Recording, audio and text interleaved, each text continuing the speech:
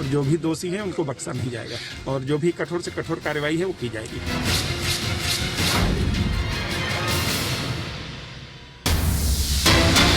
प्रदेश के कासगंज में शहीद जवान को श्रद्धांजलि दी गई है। शहीद पुलिसकर्मियों को बंधक बनाकर पीटा गया था, जिसमें एक पुलिसकर्मी की मौत हुई और अब नम आंखों के साथ अंतिम विदाई दी जा रही है। तो तस्वीरें आपके सामने हैं।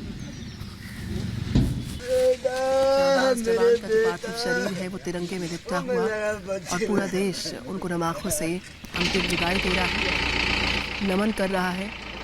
तस्वीरें आपके सामने हैं।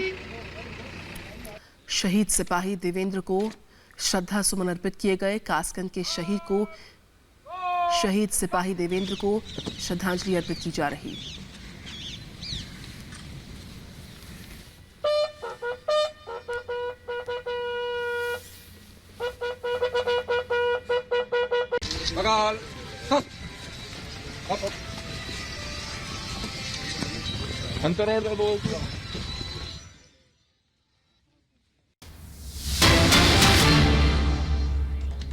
कासगंज में जो घटना हुई है, जो वारदात हुई है, उसको लेकर के लोग आक्रोशित हैं और ये तस्वीरें हम आपको दिखा रहे हैं जब शहीद पुलिसकर्मी को अंतिम विदाई दी गई। परिवार वालों का रो रो कर बुरा हाल है। बुजुर्ग पिता का कहना है कि पुलिस इस हत्या का बदला ले और जो लोग इसके लिए जिम्मेदार हैं उन्हें सख्त से सख्त सजा दी जाए। शहीद हुआ है, उसकी तो मान लो बदला लेना चाहिए। अभी हाल फिलहाल में एक कल कोई बात नहीं हुई है, किसी से नहीं हुई है। कल परसों हुई। एक बच्ची है, ये बच्चा तो जेईयू में है, अकेला हुई हो। और हमारे दो सहयोगी हमारे साथ जुड़े हुए हैं। कासगंज से हमारे साथ अतुल जुड़े हुए हैं, लखनऊ से हमारे साथ समर्थ जुड़े हुए हैं। पहले अतुल आपका रुख करूंगी। परिवार में जाहिर तौर पर रो रो कर बुरा हाल है, जो तस्वीरें हम देख रहे हैं, और परिवार की एक ही मांग है कि जो दोषी है वो बख्शे नहीं जाएं। क्या कुछ कार्रवाई अभी तक की गई है राज्य सरकार की तरफ से और अभी तक क्या अपडेट है मुख्य आरोपी को लेकर, बताएं अतुल। ये बता दें, मुख्य आरोपी मोती धीमर अभी तक पुलिस की गिरफ्त से बाहर बताया जा रहा है, जबकि पुलिस ने सुबह जो है एक एनकाउंटर में उसके भाई ओमकार को मारने का दावा किया है। अभी तक जो मुख्य आरोपी है उसको पकड़ने के लिए पुलिस की कई टीमें लगी हुई हैं। इसी बीच कांस्टेबल देवेंद्र, जिनकी डेथ हो गई थी इस अनफॉर्चुनेट इंसिडेंट में, उनके बॉडी को उनके जो प्रत्येक घर है आगरा, वहाँ पे भेज दिया गया है। जो एसआई हैं वो अभी भी अलीगढ़ के एक जिला सरकारी हॉस्पिटल में उनका इलाज चल रहा है। फिलहाल बताया जा रहा है कि वो शायद आईसीयू में है।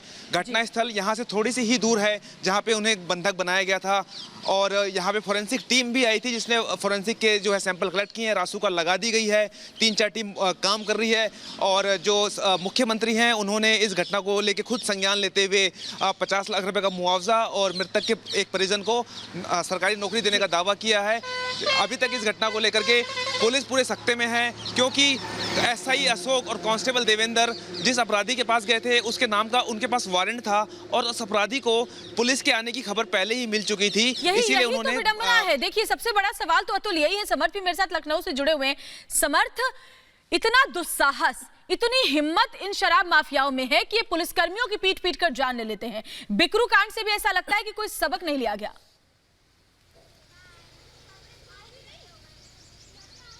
देखिए, साफ दर्शाता है कि बिकरू कांड से यूपी पुलिस ने कोई सबक नहीं लिया।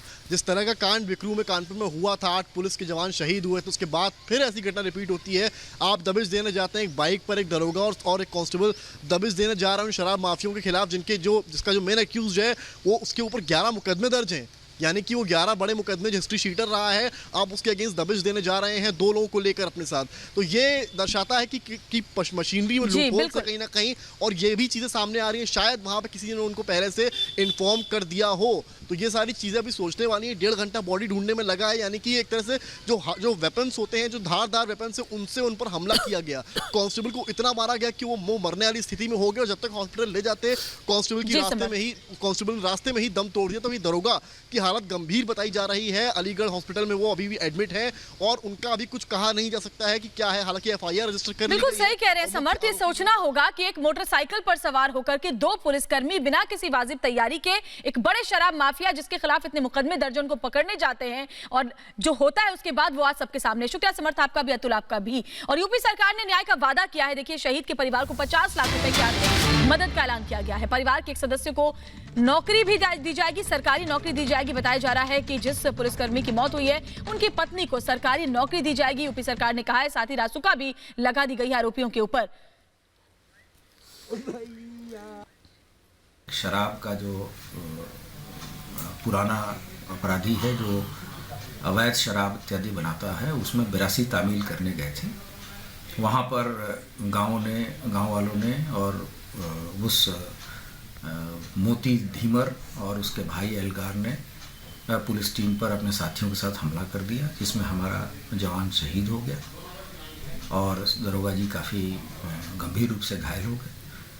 ये सूचना पे तत्काल एसपी वहाँ मौके पे पहुँचे और रात में ही हम लोगों ने कॉम्बिंग की और कॉम्बिंग के दौरान एक पुलिस मुठभेड़ हो गई, जिसमें एलगार जो नामजद अभियुक्त है वो घायल हुआ, जिसे अस्पताल ले जाया गया, वहाँ जहाँ उसकी मृत्यु हो गई। अन्य जो अपराधी हैं उसकी सभी की तलाश चल रही है, जिसमें मुख्यतः मोती है जो वहाँ का मजारिया हिस्ट्री शीटर है। और कासगंज कांड पर उत्तर प्रदेश के कानून मंत्री ब्रजेश पाठक ने बयान दिया है कि शराब माफियाओं को बख्शा नहीं जाएगा, दोषियों को कड़ी सजा मिलेगी। ब्रजेश पाठक ने कहा, मुख्य आरोपी की तलाश जारी है।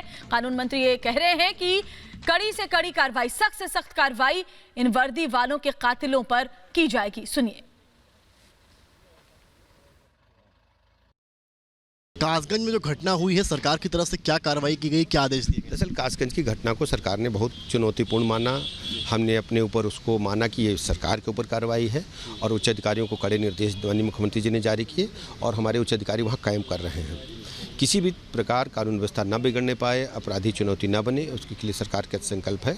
एक अपराधी को जब पकड़ने पुलिस गई तो उसने पुलिस पर हमला किया, उसमें काउंटर हुआ है, एक व्यक्ति मारा गया है। शेष अपराधियों की तलाश जारी है और हम किसी को नहीं छोड़ेंगे। जो भी कानून के लिए चुनौती बनेगा, हम रासुका के तहत भी कार्रवाई कर रहे हैं। सीएम की तरफ से कुछ आश्वासन भी दिया गया है? माननीय मुख्यमंत्री जी ने कहा है कि कड़ी कार्रवाई हो और इसमें यह भी कहा है कि हम उनको सहायता राशि भी दे रहे हैं। जो पुलिस के हमारे भाई हैं जो इस